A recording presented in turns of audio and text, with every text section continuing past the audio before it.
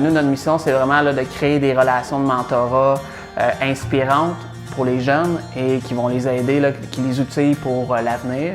C'est vraiment des jeunes qui vivent un peu des problèmes dans leur vie puis qui ont besoin d'accompagnement supplémentaire d'un adulte pour vraiment mieux se développer, pour mieux s'épanouir.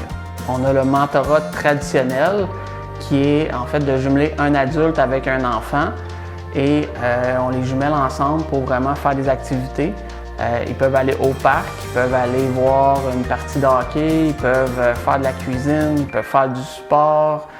Ils font vraiment ce qu'ils veulent ensemble, ils décident, ils sont autonomes. C'est très bien pour en fait les enfants aussi immigrants qui sont en francisation parce que ça leur permet de pratiquer leur français, de connaître davantage sur la culture québécoise, de discuter avec quelqu'un qui est québécois ou qui est installé au Québec depuis longtemps puis qui a vécu le contexte d'immigration. Donc, il va pouvoir aussi l'aider, parler avec lui et l'écouter dans ce qu'il vit là-dedans, dans toute cette démarche-là d'accueil aussi au Québec.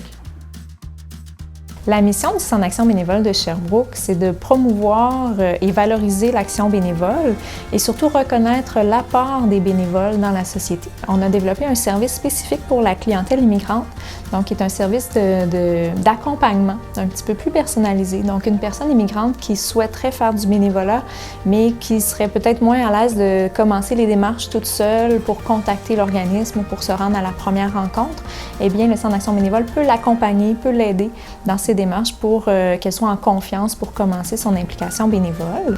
Donc, parmi les avantages de faire du bénévolat, ça peut être autant pour découvrir de nouvelles activités, pour redonner à la société si, par exemple, en arrivant ici au Québec, on a reçu de l'aide. Ça peut être pour simplement sentir qu'on fait une différence autour de nous. Et ensuite, j'ai rencontré aussi des gens qui se sont impliqués à Sherbrooke et pour qui l'implication a un peu changé leur vie. Finalement, ils ont rencontré plein de nouvelles personnes, se sont construits un nouveau réseau social, ont vécu des expériences qu'elles n'auraient pas vécues si elles n'avaient pas commencé à faire du bénévolat.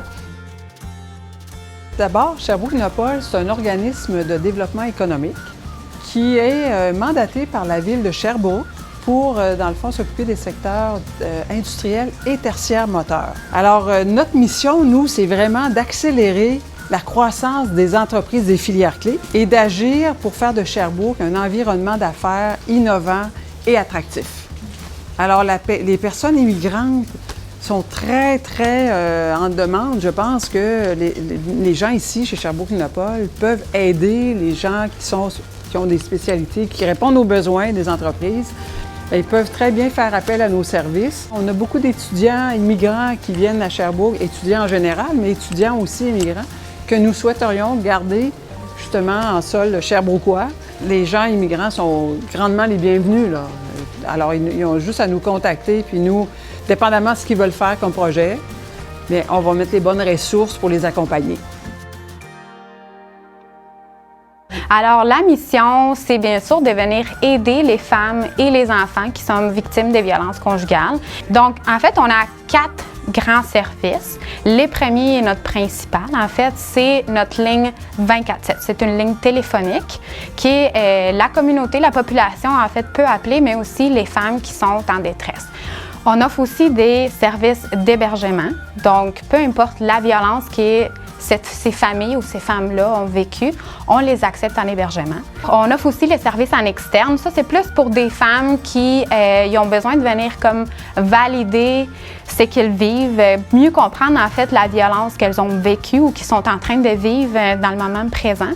Et finalement, on offre des services en sensibilisation, fait que c'est vraiment offert à toute la communauté, à toute la population. Ça va être en termes d'ateliers thématiques, des conférences, des formations, bien sûr en lien avec la violence conjugale. On offre des activités autant à l'interne, c'est-à-dire en hébergement, que pour les femmes à l'externe. Et ça se passe sous thème des ateliers thématiques, dans lesquels on va aborder différents sujets pour que la femme puisse être plus consciente en fait de ce qu'elle vit, parce que c'est très important là, dans le fond, qu'elles puissent reprendre les pouvoirs sur leur vie. Salam alaikum, خوش آمدین در Sherbrooke. Ma Sultana هستم. C'est la ville de Sherbrooke, c'est une ville vraiment accueillante pour les migrantes. C'était vraiment difficile pour nous. On ne connaît pas la langue, on ne connaît pas l'endroit. On ne connaît pas la culture aussi. Je suis venue première fois au service de l'aide unicalienne pour inscrire avec mission scolaire pour ma fille Medina. Après, quand j'ai terminé mon francisation au Cégep de Sherbrooke et Saint-Michel, je commençais le travail comme interprète avec le SANC. Mais le SANC m'aidait beaucoup pour m'intégrer. Bienvenue chez vous, à Sherbrooke. Je veux que vous sachiez qu'ici à Sherbrooke, on tient en compte la sécurité de nos femmes.